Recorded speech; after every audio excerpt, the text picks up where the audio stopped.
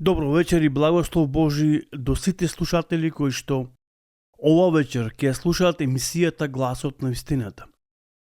Почитувани, веќе неколку емисии зборуваме за последните времиња. Поточно кажано за она што денес ни се случува и во иднина ќе ни се случува или пак ќе следи. Бог преку емисијата Гласот на вистината и преку Светото Писмо сака да ни ја открие вистината и да не предупреди сите нас. Во книгата Откровение ни е запишено дека времето е блиско. Можноста која Бог ни ја дава и времето треба да го искористиме за да не биде, се разбира, доцна. Времето е близу. Значи дека има рок или е со ограничено време. Бог сака да не припреми, се разбира, за неговото триумфално доаѓање на оваа земја, за да можеме да бидеме подготвени и да го пречекаме, се разбира, подготвено Спасителот Исус Христос. Сакам оваа вечер да отвориме заедно, се разбира, во Евангелието според Матеј, 24 глава. Оваа глава е ескатолошка глава. Глава за која што зборува Господ Исус Христос. Всушност зборува за последните времена. Поточно, Библијата ни открива дека Господ Исус Христос им дава одговор на поставените прашања на своите, се разбира, ученици. Затоа ќе отвориме оваа 24 глава и ќе зборуваме, се разбира, од оваа глава. Поточно, оваа глава ни е воведна глава од каде што сакам на вистина овие неколку серии предавања кои ги поминавме се пред нас да зборуваме за последните времиња, на она што денес се случува и за она што во иднина ќе се случува.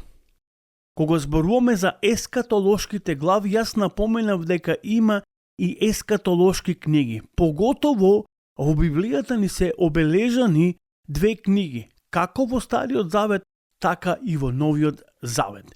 Книгата на пророкот Данило, која зборува за последните времиња, и книгата Откровение, која добива, се разбира, апостолот Јован Богослов во островот Патмос, тоа е денешна Грција.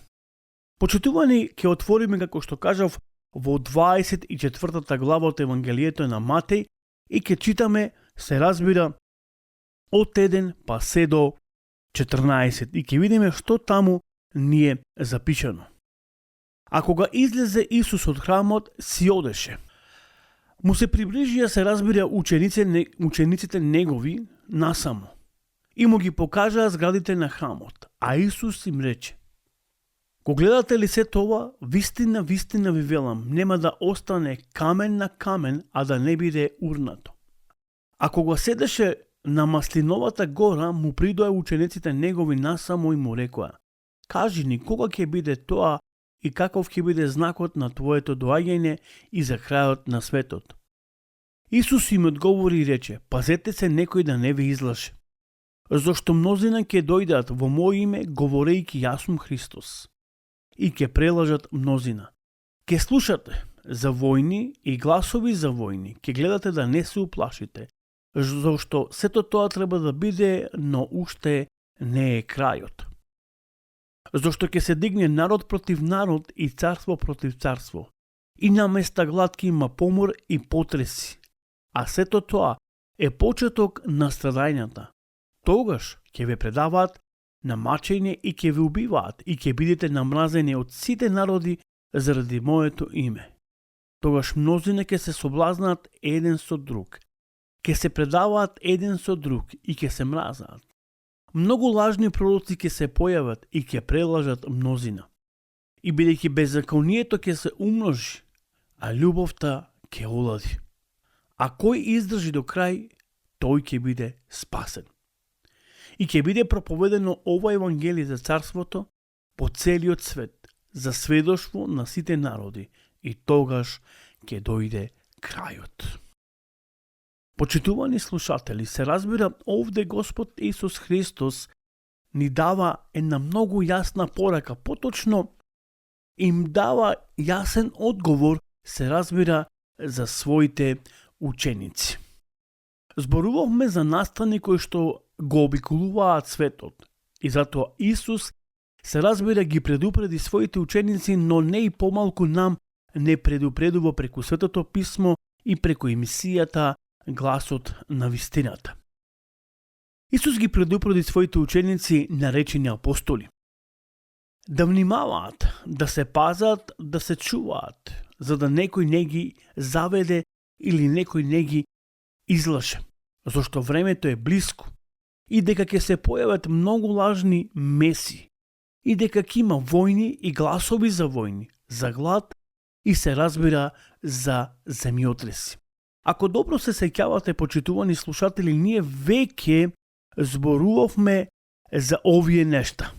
Зборувавме, се разбира, за нештата кои ни се запишани во Светото Писмо. Сакам оваа вечер да посветиме посебно внимание на земјотресите, затоа што сепак, читајќи го текстот од Евангелието на Матеј, се спомнува земјотрес или се спомнуваат земјотреси. Тоа значи дека ќе се појавуваат повеќе земјотреси како што и се појавуваа, но во последните времења ќе бидат најчести земјотресите. Но, почитувани слушатели, ќе видиме што значи, поточно, што се мисли на тоа да Библијата ни зборува за земјотреси. Во Библијата земјотресите понекогаш се спомнуваат како знаци на големи настани или предупредувања, особено во ескатолошките писма или книгите на Откровението. Земјотресите, спомнати во Светото Писмо, праќаат одредена порака на предупредување. Библијата, поточно ескатолошките книги, не секогаш зборуваат или се мисли на буквални земјотреси. Многу често пати тие се спомнати на символичен начин. Земјотресите имаат одредена символика и затоа треба да се следаат. Јас сакам да зборувам од книгата Откровение, поточно сакам да видиме што зборуваат, особено сакам да ставим еден посебен акцент на шестиот печат. Да видиме што ни зборува шестиот печат. Но ќе отвориме во книгата Откровение, последната глава, поточно последната книга, се извинувам, почитувани слушатели, од Библијата, книгата Откровение, 5-та глава, како што реков, и ќе читаме од 1 до 5 и ќе видиме што таму ни е запишено. И еве што ни вели Библијата. И видов во десницата на оној кој седеше на престолот книга, напишана однадбор и однатре, запечатена со 7 печати. И видов силен ангел, што викаше со висок глас, кој е достоен да ја отвори книгата и да ги скрши незините печати. Никој не можеше ниту на небото, ниту на земјата, ниту под земјата да ја отвори книгата, ниту пак да ја гледа. И јас многу плачев, се мисли на Јован, што никој не се најде достоен да ја отвори книгата и да ја прочита таа книга, ниту да дзирне што има во неа. А еден од старешините ми рече: не плачи, ете, лавот кој од јудиното колено, коренот Давидов, победи да ја отвори книгата и да ги скрши незините 7 печати. Еве што ни е запишено во Библијата.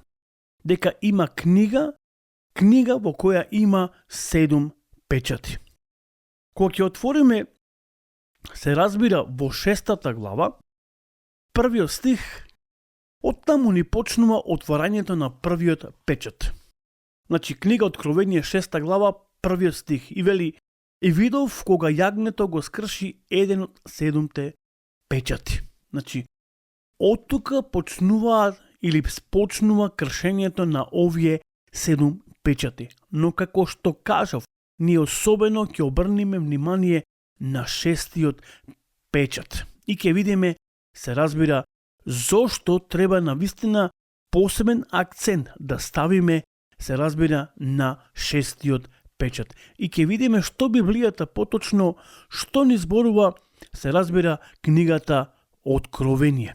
Еве ќе отвориме во 8 глава и ќе го прочитаме првиот стих од книгата Откровение. И еве што ни вели. Кога го отвори 7-миот печат, настана тишина на небото околу половина, се разбира, час. Еве што ни е таму запишано. Значи, во 8 глава го гледаме 7-миот, се разбира, печат. Но како што кажав, почитувани слушатели, ние сакам да обрнеме едно посебно внимание или да ставиме еден посебен акцент на 6-тиот печат. Тој ни е запишен во книгата Откровение, како што кажав, во 6 глава, 12-тиот стих. И еве да видиме што таму, се разбира, ни е запишано. И видов кога се крена 6-тиот печат и ете настана голем земјотрес и сонцето стана црвено како вреќа од кострет и месечината стана како крв. Еве повторно зборува 6-тиот печат, се разбира, за земјотрес. И затоа реков, во Библијата, во Светото писмо се запишани земјотресите. Некои се мислат на буквални земјотреси, но некои се напишани на еден символичен, се разбира, символичен начин. Тука, во оваа 6 глава, овој земјотрес е напишан на еден символичен начин. Но сакам само да напоменам, сакам да ви дадам во знаење дека Библијата зборува за земјотреси. И кога зборува за земјотреси, се мисли на сепак на едни големи или огромни, како што кажав, се разбира, настани. Во Библијата земјотресите понекогаш се спомнуваат како знаци на големи настани или не предупредуваат, особено, како што кажав, во ескатолошките книги. Во Библијата земјотресите, символичните земјотреси, не предупредуваат сите нас. Пред нешто да се случи, Бог, се разбира, не предупредува. Единствен евангелист или апостол Матеј ни го спомнува и открива дека кога Исус умре на крстот, настана голем земјотрес. Затоа еве ние можеме да отвориме во Матеј 27 глава и да го прочитаме 50-тиот и 51-тиот стих. А Исус откако повторно извика со силен глас, го испушти духот и ете се расипи завесата на храмот на 2 дела, горе и долу. И земјата се затресе и карпи се распаднаа. Значи, земјата се затреси, настана земјотрес кога Господ Исус Христос умре на крстот. Почитувани слушатели, ако даде Господ, наредната емисија ќе можеме да зборуваме, се разбира, за последиците кои носат од самите земјотреси. Како што кажав, земјотресите може да бидат спомнати како буквални земјотреси во Светото писмо, но и исто така ни зборуваат на еден символичен начин. Но до тогаш имате убава и благословена вечер и се разбира се слушаме до наредната емисијата Гласот на вистината. Пријатно.